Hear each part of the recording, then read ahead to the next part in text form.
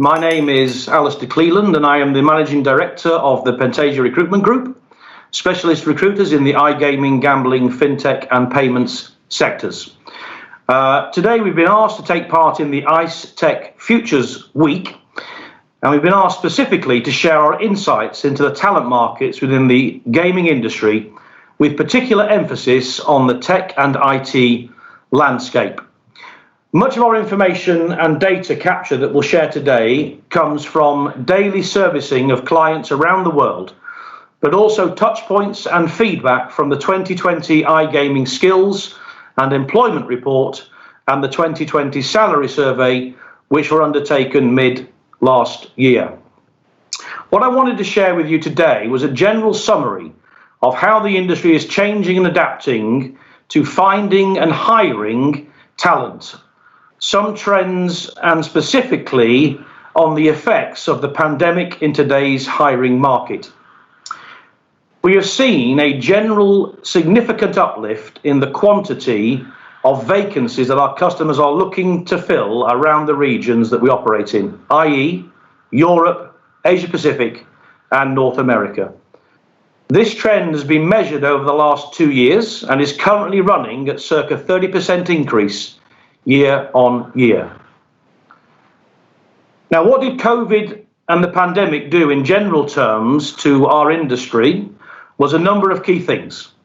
It has hastened land-based casinos moving into the online digital space, which in itself has produced a surge in tech and IT requirements across skills such as programming, software development, cybersecurity and infrastructure data engineering.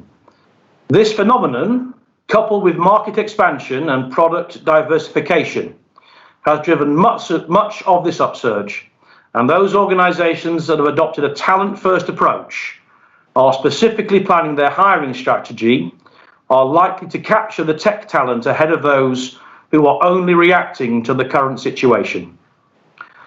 Although we saw a slight decrease in average salaries within the iGaming sector in 2020 of around about 1.25%, the reverse trend was seen across tech salaries, which saw an uplift of around 5% across all skill sets.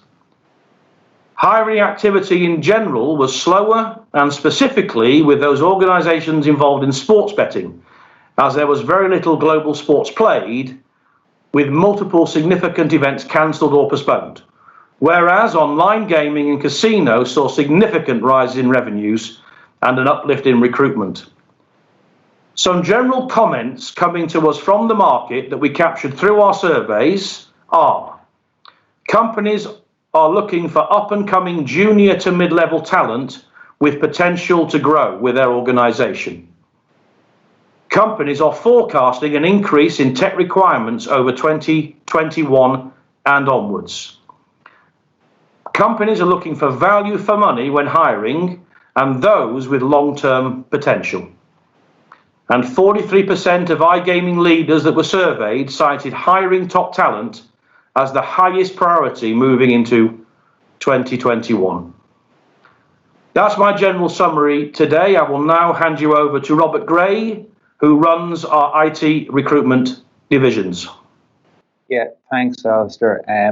So I suppose what I want to talk about today was that we have seen a number of trends emerge across the I suppose our industry and then specifically the tech recruitment space. I think the first one to talk about is the fact that it is becoming more competitive than ever before to hire tech talent, and I think this is due to a number of particular issues. I suppose the first one is the increased acceleration towards digitalization. So what we're seeing is that essentially COVID has forced everybody to reevaluate their online plans. Alistair mentioned obviously earlier on in the conversation about land-based operators beginning to really look at online in a very serious way. And that is in fact happening at a faster pace than ever before. But this is also happening across most other industries, not just ours. I think that what that means is that demand for tech talent is only going in one direction, and obviously it's getting more competitive, as I mentioned. I do think as well that the fact that we're now sort of finding ourselves competing very, very closely against like a number of other industries, esports being one, FX trading being another. We've also got the likes of payments, and all of these industries looking for the exact same talent that we are on a daily basis. And what that means is the candidates within our sector are being targeted and approached by, I suppose, more and more people like myself, recruiters, both internal and external, on a daily basis about opportunities that aren't only in our interesting industry, but are in other sectors as well. So that's definitely led to an increase in competition. And then the remote work explosion has also fed into this competitive nature of the sector. And I think that's because we're no longer competing locally for talent. We are now, in fact, competing remotely and globally. So what that means is, it's not good enough, I suppose, to be able to source within your local talent pool and know how to win talent on the ground locally. You have to be aware of all of the potential global competitors that you're now facing. And I think that's something to really be fully aware of. We see it all the time now. We see US-based companies snapping up Eastern European talent on a daily basis. So that's something that may not have happened to the same degree that it does or has been doing over the last 12-month period. I think this, in turn, this extra competitiveness has then led to an intensity that we haven't seen before when it comes to particular skill sets. So there is a lot of pressure on particular talent pools. I think if we look at DevOps, for example, we've seen a massive surge in demand for DevOps positions throughout the last 12 months. And I think that's across both the operator side and certainly on the B2B side as well. We've also then seen that Java is another technology that's been in very high demand right across casino, sportsbook, lottery, and all the other areas that you'd expect. I suppose they're the two key ones that I would highlight, but you can add others into the mix there, such as mobile, for example, but Android and iOS are certainly in more demand than they had been in previous years as well. And I don't think that's going to change. In fact, they both might actually increase even further this year by the looks of things. So I think they're probably key ones to watch moving forward would be iOS and Android. I think when we talk about remote work that I mentioned earlier on, it is extremely widespread now at this point, but there are certainly limitations. What we're seeing is that with the increase of remote work, there are some increased challenges. For example, how do you payroll your workforce when they're no longer in one country or one location? How do you go about that? That's the first challenge. The next one might be, how do you go about developing your, I suppose, more junior personnel? How do you mentor them? How do you bring them up through the ranks if there are no senior people around to provide that mentorship? So, as I said, there are a number of challenges involved in moving into a fully sort of remote operation. I would say as well that from a C-level perspective, it can be a frightening experience too. How do you get the most out of your people when when they're working from a beach in Thailand or they're working from wherever it may be? How do you ensure productivity? That's certainly a challenge for C-level personnel, and something that a lot of C-level people are in fact worried about. So it's not all straightforward when it comes to the idea of shifting everything to remote. I think, in terms of the on-site talent, Eastern Europe has certainly been the hub over the last number of years, and I think more than ever over the last 12 months, it has shown itself once again to be a massive talent pool for tech talent.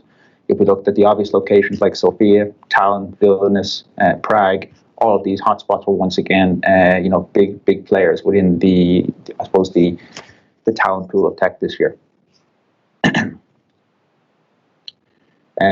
When it comes to companies' nearshoring and offshoring strategies, I think that, once again, Eastern Europe fed into this, of course, and I do think a lot of companies in Western Europe have looked to Eastern Europe to set up development teams. I think with Brexit being a factor as well, a lot of UK companies have looked like in that direction to begin to set up additional European tech hubs. I would say even the US-based companies are looking at Eastern Europe as well. So I do think, not only are Western European companies looking at Eastern Europe as a nearshore option, but I think even you've got US firms that are now looking at Eastern Europe as an offshore option.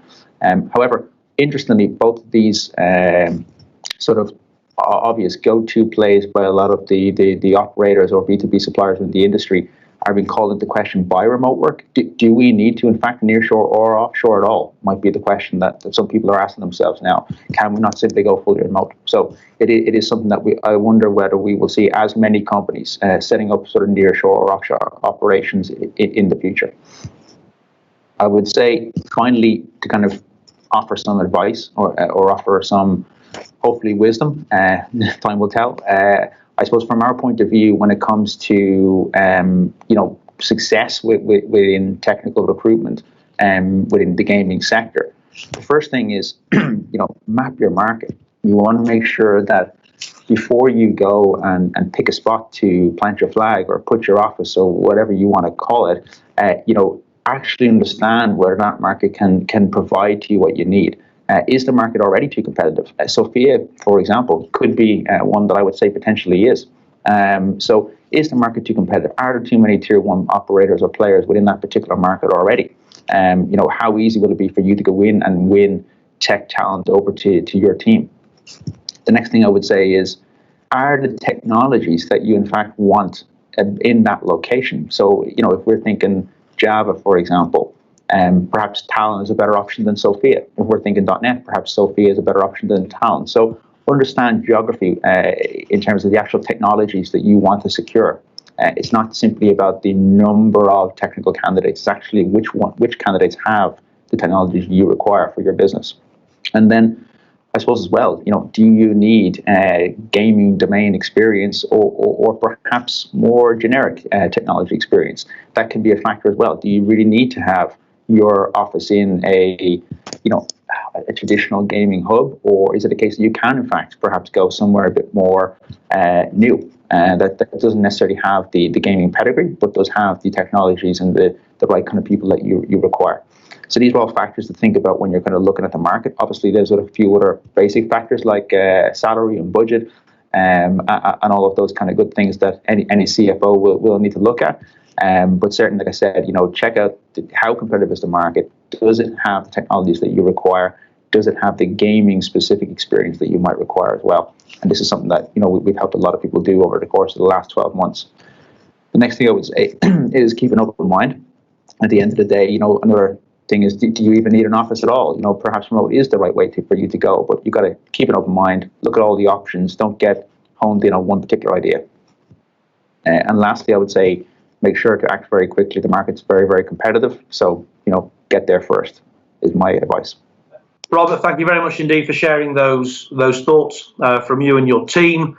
I hope you found today in this session of interest and of help. And we've been delighted to join you today. Thank you.